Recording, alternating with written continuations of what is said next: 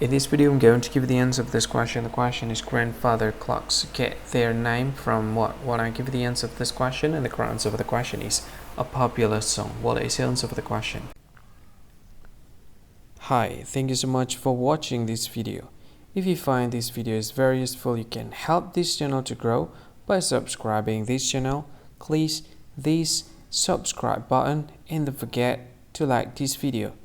And if you find this video is not really good, or you don't really like this video, or you kind of feel that it's a little bit offensive or something like that, you can click this one, dislike button. You can do that anyway. And if you want to share this video with your friend, you can share it by clicking this share button, and you can share it to any social media that you wish that is currently available at this time, like Facebook, Twitter, LinkedIn, and many others, right? And if you want to add this video to your playlist, you can click this one. You can watch this video later, and you can find more options by clicking these three dots.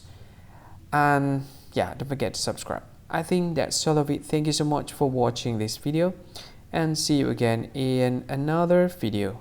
Bye bye. See you again.